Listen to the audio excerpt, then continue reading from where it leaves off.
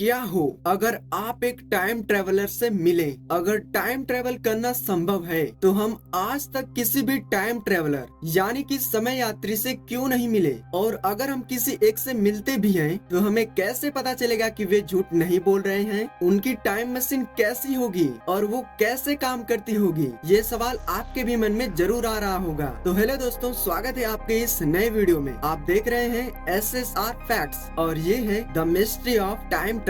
बात है 1998 की, जब जॉन टीटो नाम के एक सज्जन भविष्य से यानी फ्यूचर से आए, या ऐसा उन्होंने कहा था। उनके दावे के अनुसार उनकी घटनाक्रम में जनरल इलेक्ट्रिक समय का आविष्कार 2034 में करने में सफल रही थी। उन्होंने अपनी टाइम मशीन को दिखाया और उसका वर्णन भी बहुत विस्तार से किया, और फिर टीटोर गायब हो गए अचानक ही, जैसे वो सामने आए थे। क्या उन्होंने अपना मिशन पूरा कर लिया था? क्या वो बिल्कुल रियल थे? हमें कैसे पता चलेगा? अगर हम ये प्रूव कर दें कि किसी ने किसी दूसरे टाइम से ट्रेवल किया है तो ये साइंस के लिए बहुत अच्छा होगा। हालांकि ये शायद अल्बर्ट आइंस्टाइन के थ्योरी ऑफ रिलेटिविटी यानी सापेक्षता के सिद्धांत को पुराना साबित कर दे। आइंस्टाइन ने समय को एक चौथे डायमेंशन की तरफ प्रस्तावित किया, स्पेस, जो कि एक 3 डायमेंशनल स्पेक्ट्रम है जो हमें लंबाई, चौड़ाई और ऊंचाई उपलब्ध कराता है। समय दिशा देता है। साथ मिलकर वे एक स्पेस टाइम कॉन्टिनम बनाते हैं जो ग्रेविटी से प्रभावित होता है। आइंस्टाइन की थ्योरी ऑफ रिलेटिविटी के अनुसार ग्रेविटी स्पेस टाइम में एक घुमाव है, और टेक्निकली भी, क्योंकि स्पेस और टाइम एक ही है, तो गुरुत्वाकर्षण यानी ग्रेविटी समय को और स्पेस दोनों को घुमा सकता है। पर समय की चाल में कोई परिवर्तन देखने के लिए आपको कुछ बड़ा चाहिए होगा। अगर आप किसी तरह अपने आप को एक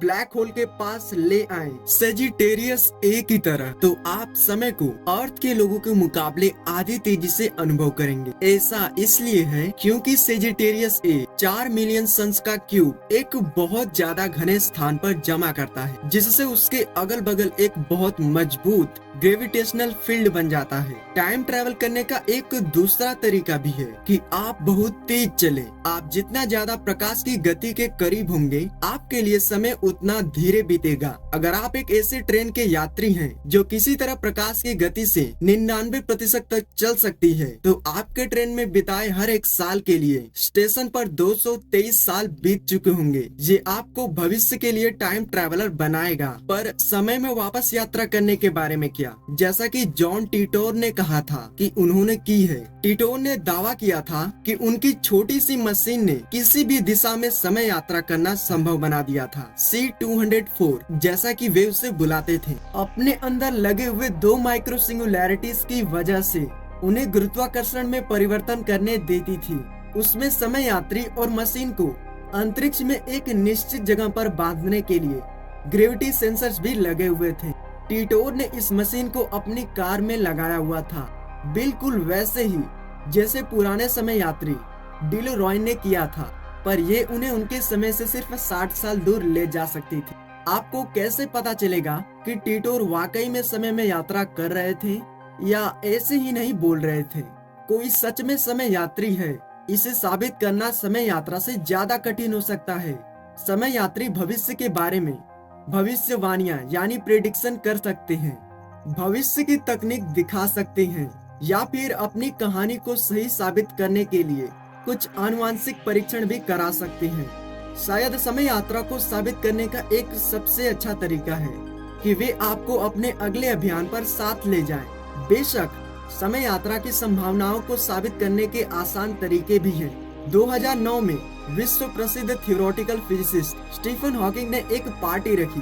कोई ऐसी वैसी पार्टी नहीं, बल्कि एक ऐसी पार्टी जिसमें सिर्फ भविष्य के समय यात्री इनवाइटेड थे। हॉकिंग ने पार्टी के खत्म होने तक इनविटेशन लेटर नहीं दिए। उनका मानना था कि अगर भविष्य से ट्रैवलर्स इनविटेशन लेटर दिए जाने के पहले आ गए तो ये साबित हो जाएगा कि एक दिन समय यात्रा संभव हो सकती है। उन्होंने वहां बैठकर घंटों इंतजार किया, पर कोई नहीं आया। लेकिन इसका ये मतलब नहीं है कि समय यात्रा असंभव है। तभी हो सकता है कि भविष्य से आने वाले यात्री अंतरिक्ष समय में सुराख या पुल का इस्तेमाल करना सीख ले। हमने अभी तक ऐसा कुछ देखा नहीं है, पर थ्योरी ऑफ जनरल रिलेटिविटी के अनुसार ऐसा है। होल के साथ सबसे बड़ी दिक्कत ये है कि एक ह्यूमन ट्रैवलर के उसमें जाने के लिए वो बहुत छोटे होते हैं और टूट सकते हैं। पर हॉकिंग की पार्टी में किसी के न आने का कारण ये भी हो सकता है कि समय शायद इतनी सही न हो। शायद भविष्य से मेहमान आए हों पर हम पार्टी के लिए बहुत लेट हो गए हों, या फिर समय यात्रियों के लिए समय में वापस जाना शायद बिल्कुल मना हो, क्योंकि अगर वो ऐसा करते हैं तो वे अपना घटनाक्रम बिल्कुल बदल लेंगे। शायद वे हमारे बीच दूर भविष्य से आने वाली बीमारियों के फैलने के खतरे से बच रहे हों, या शायद समय यात्रा के बारे में जानकारी इतनी ज्यादा गुप्त होती है कि उसे सिर्फ कुछ लोगों के साथ ही बांटा जा सकता है। शायद समय में वापस जाना बिल्कुल भी संभव नहीं है। शायद हम सिर्फ आगे जा सकते हैं